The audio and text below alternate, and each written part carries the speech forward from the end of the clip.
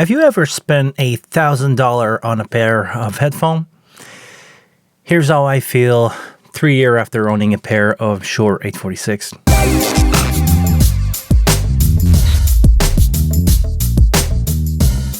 Actually, when I say owning a pair of Shure 846, I actually end up with 3. To do a long story short, I had to replace them 2 times under the 2-year Shure warranty. I must point out, because this is a gear review, that was easy. I just show up at a store, actually the store where I bought them. Anywhere you would show up with your pair of headphones, not the box, just your headphone and a copy of the receipt under 2-year. You pretty much will leave that place with a pair of brand new Shure 846 in your hand. You really need just the headphone. They don't want the box or any accessories. This is also how I end up with 3 kit of these tool and 3 kit of filter for the in-ear itself. If you take your in-ear apart, you have the option to have a flat frequency response, a bright, or a dark frequency response. So basically, just a little filter inside the metal tubing that's changing the tone that you're listening to. This is also how I end up with 3 sets of little earbud. My internal ear is a perfect fit for the medium-sized black tip, which working great. It's the isolation in this thing is perfect for me. I also experiment with some molded ear plug. It was a tight fit for a while, but my internal ear canal changed enough that after 3 years I will have to redo them again if I want to use molded. But seriously, it's not worth the money and not worth the fit. I think the black one are actually way more comfortable to use. If you are moving a lot, I would go against the rigid molded earbud. On a side note, the 846 also come now with a Bluetooth adapter, a small wire that you can plug to your phone with a volume in and out. I've honestly never tried those. This is not what I do. I review those as a professional audio live mixing guy, so all those features don't appeal to me. I would honestly rather have a lower price of a couple $1 than have the included Bluetooth or whatever, all the other stuff that is in the package that I'm not going to use. When I'm pulling the trigger on some headphone, is just because I want the headphone. For you audiophile guys, this is something that you would want to have, but as a pro, sorry, no use here. So the question that you are probably asking yourself is, do they worth $1,000? Do they sound good? I bought those headphones because I'm doing in-ear monitor for some band. You want to reference the same thing that your band has in their ears. To me, it was an easy choice, and especially because all my friends said that they were sounding really good. Most of the people in the bands that I'm working with use Shure 846. I can answer this way. Do they sound really good? I would say yes, for live music, for uncompressed music. I know some of you audiophile guys who watching this want to know how they reproduce the low end and the high end. Sometimes I do mix with them. When I'm saying mixing is doing recorded session with those. If I'm on the road somewhere, if I'm on standby somewhere with my laptop, I'm just gonna work on a project quickly. They are full range enough and flat response enough that they sound as good as really expensive studio monitor. I don't know if you audiophile guys will really like them. I know the minding behind the audiophile is you want something to be more alive, more bass responsive. Trust me, they have low end. It feels like you have subwoofers in your ear, but they don't color the sound. They are a flat representation of what you got on your file. So do what you want from there. As a musician, as an engineer,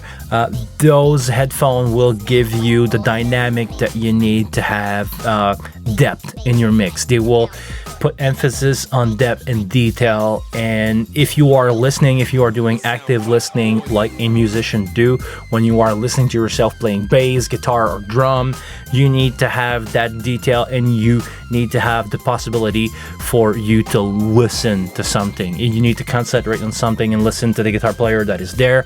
If you have a good sound engineer, if you have a really good mix, you will be pretty much set with those. It's what you see is what you get. If you have a great mix from the console, you will have absolutely great result with them. I can say that for sure. But keep in mind that you are dependent of the monitor guys or the mix that you have. So if you don't have a good mix, a better pair of headphones won't make any better. If you have a really bad microphone, if you have a really bad room, before you spend $1,000 on a pair of in-ear, I would say make sure they are the weakest link in your chain. Otherwise, just stick with something like the Shure 215. I know a lot of people seems to look at them, overlook them because they look cheap. I would say no, they are not. The 215 are actually my second choice in the Shure lineup as we speak. It's the 846 just destroy everything. The 215, because for the money, they are working great, really solid low end. They are high enough definition that you can get away on a gig with it. I've personally owned a pair of 215 for a long time. I did try out a pair of 315, 425, 535, and I said, you know what? When my band asked me if I want to jump in on the wagon of the 846, I said yes, I would do it, because I knew that my money was well spent. The 535 were a good choice, but for the amount of quality that you get for the price versus the 215 and the 846, I would say that extra zero on the price tag worth it when you end up with the 846.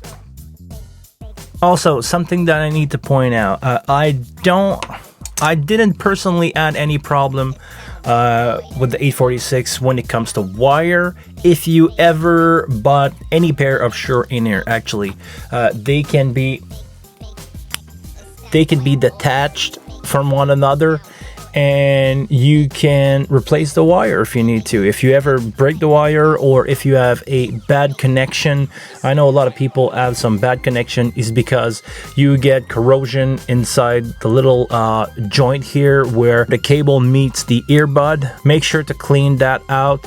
Actually, you can clean that with alcohol and a Q-tips. One time I also had a hard time in a bar, and I ended up cleaning it with a napkin and vodka. It's gonna work too, but this is the really rock and roll solution, if you ask me. Other than having corrosion inside the joint between the earbud and the cable, I didn't have any problems so far. I would say I never heard of anybody blowing the driver, even some drummer that I know that take their mix really loud, don't destroy the low-end driver in those things. I don't know anybody who killed is 846 other than one of my friends who stepped on them, and that's not covered under the Shure warranty, by the way.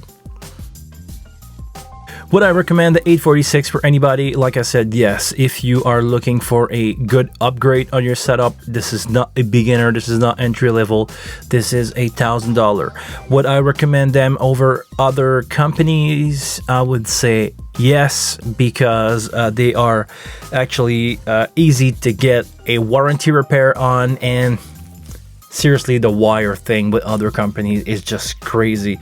Ask anybody who is in a touring band and one of his friends who has other brand, I'm not gonna mention them, always have a hard time replacing their wire if they get broken. It's always a bad time replacing those with other companies. So because of the warranty, this is actually one of the points why I've always choose Shure when it comes to in-ear monitor. The warranty is actually easy applicable if you ever wear them out or don't break them, but I mean, yeah, if you ever have a hard time with sweat or anything, you are covered. Just keep a copy of your receipt with you when you are on tour, and you should be able to get in the store and get those replaced. If you are interested in live sound, subscribe to the channel. If you like that video, please give it a thumbs up.